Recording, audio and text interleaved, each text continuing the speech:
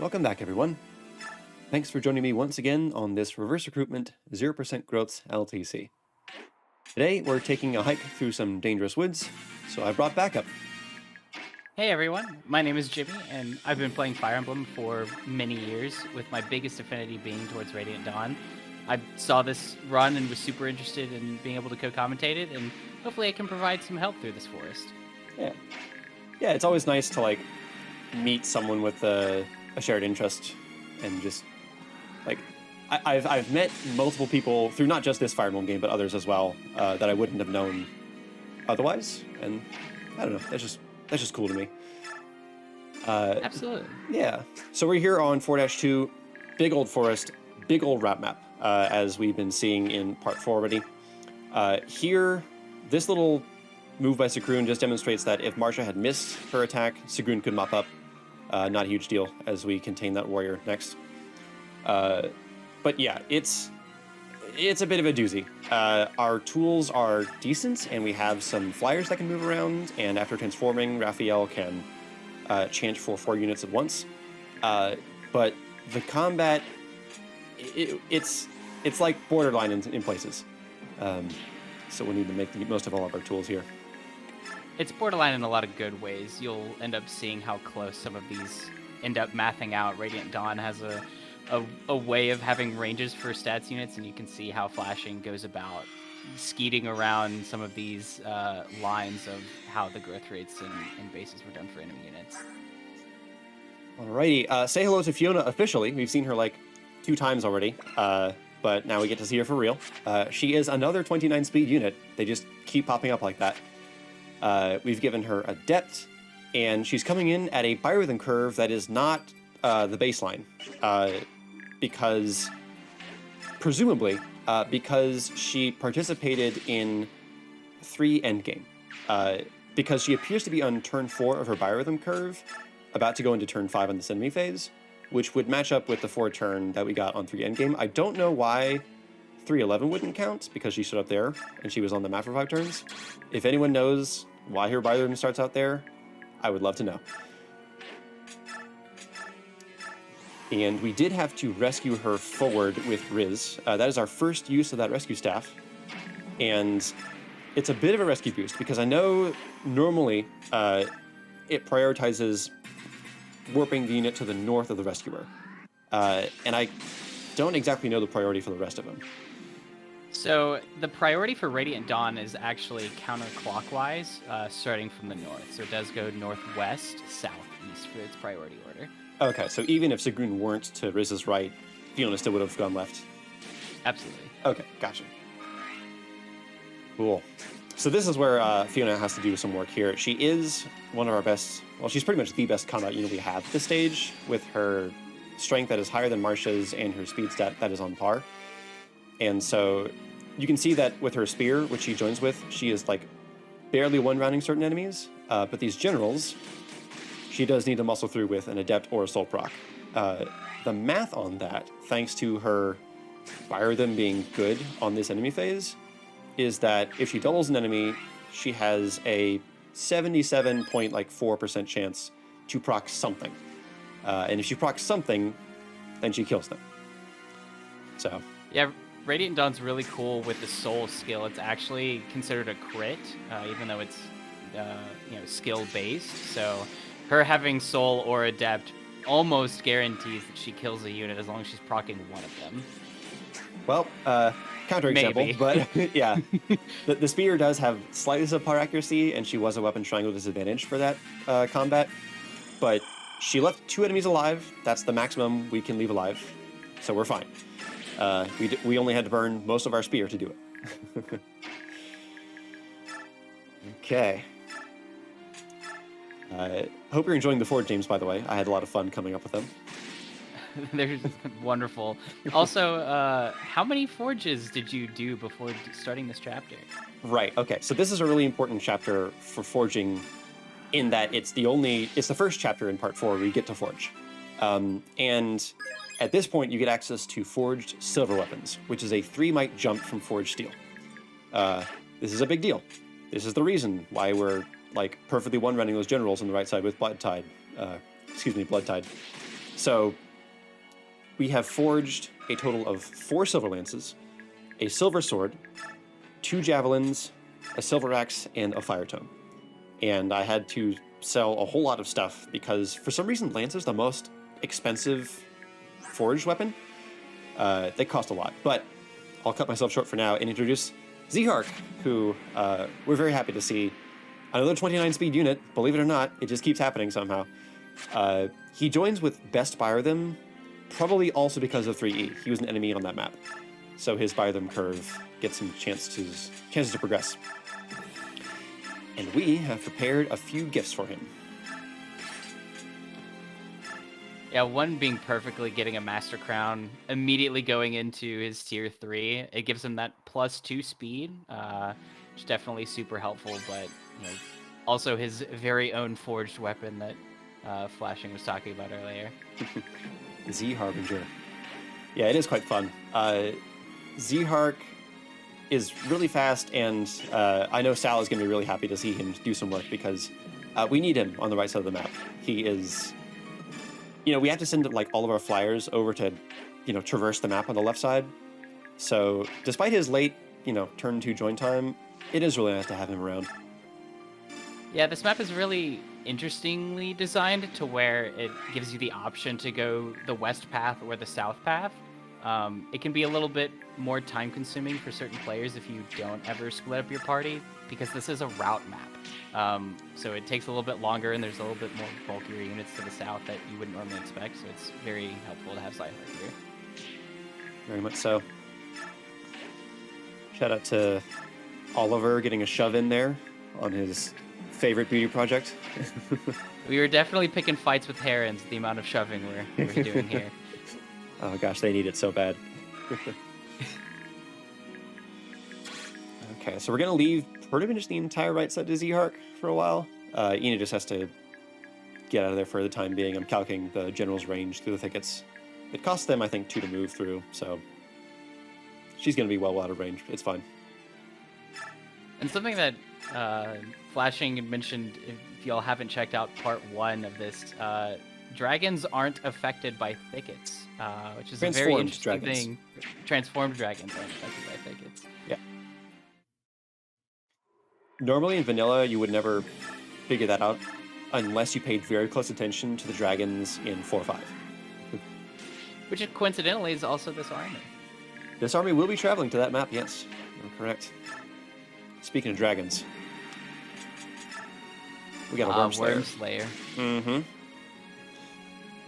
Yeah, so Sigrun is the woman for the job here, partially because, we need Marcia and Fiona elsewhere, but also partially because Marcia doesn't have the sword rank to wield the Worm Slayer. It's a B rank sword, and she has C rank swords at base. Yeah, it also means that she can't use silver swords. Is that also right? Correct. Yeah, those are A rank.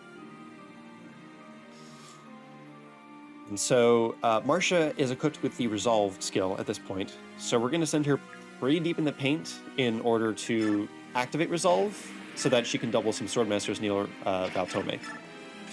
Soren had to chip one of those generals to help out here, and Fiona, with the Wind Edge chip from Sigrun previously, is able to defeat that other general, clearing the way forward. Normally those generals don't move.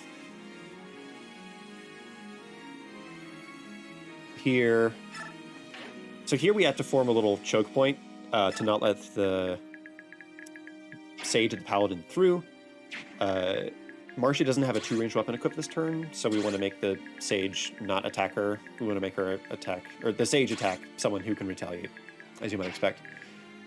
So we have Nephany here in Tibarn Saddlebags, and this is one of the really nice features about doing a normal mode playthrough, not just the stats, not just the battle saves, but the ability to visually see, okay, what is the safe square that I can send Tibarn back to?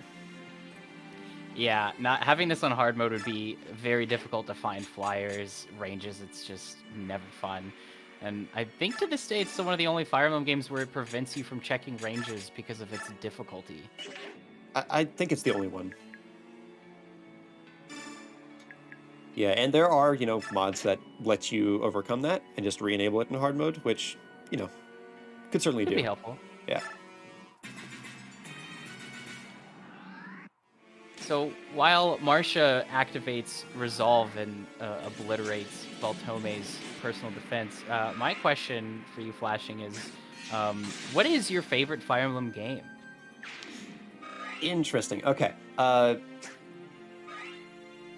This answer has changed over time. Perfectly. Yeah. How did it change? What did it start with? Right. So it's been... So Radiant Dawn is my first Fire Emblem game. So at the beginning, there's only Radiant Dawn. By default, it is Radiant Dawn. This persists for a long time. Up until I was really into Three Houses during lockdown. Like, the timing of the game was really nice because people were, like, isolated for a long time, and I got to immerse myself in this world of colorful, vibrant characters that cared a lot about each other. And then it's also, like, a very deep mechanical game, faults and all. So for a while, I would say it was Three Houses. At this point, it's hard for me to say. Like, if I were stuck on an island and I can only pick one, I'm not sure which one I would pick. Because, like, I feel like I could explore more team compositions and stuff in Three Houses. Whereas, I don't know, Radiant Dawn, it hits a lot of the right buttons for me. It's, like, not too complicated. It's got the nostalgia factor, so, you know, bias there. But also just, I really like the world of Tellius, and I enjoy at least a good portion of the characters in that world, like Marcia and Zihark, actually. They're two of my favorites. So, yeah, I don't know if I can give you well, obviously I didn't give you a short answer to that question, but I would probably say in terms of just gameplay, like value over time, I would have to go with Three Houses. But in terms of the complete package, well, it's hard because, man, Three Houses has voice acting. That's a huge deal. That's a really big deal. It's true. Okay, well, hopefully that gives you an answer, if not a concise answer. It does. I mean, I think the one thing both these games have in common is the recruitability path essentially is what makes Radiant Dawn so unique, is that you don't get a unit forever. And in Three Houses, it's sometimes the same way. Not to the extent Radiant Dawn has it, but the amount of choosing your team members for certain times is definitely a very fun part of Three Houses. Yeah. Okay, bringing things back down to earth just for a bit, we can see that Sigrun here, she's dodged every attack. She's getting really lucky. She could have died at this point from that mage alone, actually, just by getting hit twice. But we do have Oliver in the back that could have healed her at some point if we needed to. So Oliver could have moved forward before doing that attack or something, healed up Sigrun, made that safer. And I'll briefly say that Marcia stunned a general that we did need to stun once over the course of 4 hits to free up some room for Fiona. So, just catching up a bit there as you got me talking, man. It's dangerous. Well, with Radiant Dawn, the long enemy phases, it's good that we have that little bit of time, but we're also back to the shove train with our wonderful Herons. Yep, which builds the support rather than resentment, thankfully. At least for most characters. I think there are characters where shoving like doesn't build support or something like that. There's a whole chart out there with like the support relationships between certain characters in terms of how fast they build. I guess it's better than Genealogy's, jealousy triangle that you could make. I have no clue how that works. I have not played Genealogy.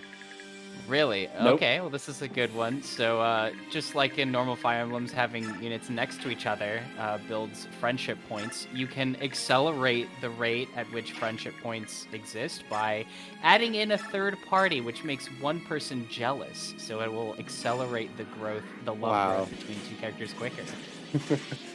Speaking of acceleration, Resolve allows us to double the Swordmasters. Hey, segue. Those guys have like 28 speed. So no one in our army, even promoted Zihark, can double them. We just need a Resolve. And we're getting into the later portion of the map here. Like, we're kind of beyond the point where I've rigorously planned out every single movement. A lot of this stuff on the left side is going to be reacting to like whether we get stun or soul procs or not, and making sure I have the most high percentage plays given these outcomes. Yeah, once you get through the initial kind of wave of units in this chapter, it gets a little bit easier in terms of what you can manage to deal with. Something that Flashing, I believe, notes is this could be done one turn quicker, but it would require a little bit of setup and finicking as a just a possibility. But I think too many stars have to align for this to be reasonable. Oh yeah, and to be fair, that's not new in this run. Right. Shout out to Impale overcoming the warrior rolling up on defense, by the way. That was, I think, something in testing. The warrior rolled down, and I just assumed that was how it was going to be. And then it's like, oh, well, I guess I was wrong, and I need to rig a proc here. So, oh well. Thankfully, it was player phase, because that could have been ugly. But yeah, like, the 4-turn is definitely possible. You'll see as we get closer to the end, like, how close I get, which is actually the closest I ever got. I wasn't ever explicitly aiming for a 4-turn, and I only know it's possible because of the review I've done, in post. But the challenges, like the puzzles we have to solve for the 4-turn, are like somewhat action economy related, but also just rigging combat in the left side. And one of the biggest limiting factors is the fact that, in my strat anyway, I've only managed to spare Zihark on the right side. And at the rate I go, he clears the right side in 5 turns, which is still great. And I am happy to be able to do that, but I can't help but thinking, man, we get close. I think there's a 4-turn out there. The trick is that we have some 2-range enemies that we need to equip the Wind Edge to do combat with, and so we don't cut through like those warriors very quickly as a result. Or the Falcon Knights that are close to the bottom of the map. Thankfully, this guy is just sitting duck for the Blizzard Tome. It's really nice that we 2 KO. We have an extra turn to attack again if we miss once, but that's nice. Another one of the perfectly calculated damages exactly half of their HP. Sure, calculated, not convenient. Calculated, not convenient. Yeah. I wonder, there's a meteor somewhere in the game you might be able to pass Soren if you were 1 short or something. This meteor has 1 more you only might. get access to 1. Correct. No, 2. Well, yeah, I guess there is another character that starts with 1. That is true. Well, no, wait, because in reverse, you don't get Glow's meteor. Forgot. Oh, you're right. Yeah. Sigrun's movement there might look a little strange. There is a reinforcement warrior that is going to pop up in the very top right corner of the map on turn 5, because I wasn't thinking about a 4-turn. A crucial component to the 4-turn, I believe, would be sending Sigrun to the left, because we have some more bishops that we need to kill. And the bishops are among the easier enemies to take down. Sigrun could do it. That would free up Fiona and Marcia to do a bit more combat with the actual tough enemies, namely like the generals. Yeah, something that is really important for LTC runs is recognizing what units you have to kill on player phase and which units you can kill on enemy phase. With bishops only healing, they are units that you do have to kill on player phase. Yeah, there's you probably haven't heard of quote unquote the algorithm, I'm guessing. I have not. Okay, bishops would they would invite what are known as critical squares. This is dumb. I'm not going to go into it. Someone else will make a video maybe someday. You know who you are. We'll see. But yeah, like the point stands is that you have to design your strategies around reaching those specific units. Okay. We're about to start taking down those bishops, actually, and you'll see here in a minute that we do a pretty suboptimal dance with Raphael, because we only have 2 units over there to receive the refresh. And again, hindsight 2020 and all that, having Sigrun over here with maybe another Forged Javelin, she could take care of this. She could end up, one space above Raphael, get refreshed, help a lot of things out. We do need Fiona specifically to mop up a couple of these enemies because the crossbow dude is really dangerous for Marcia to face. So she is going elsewhere. After killing the other bishop.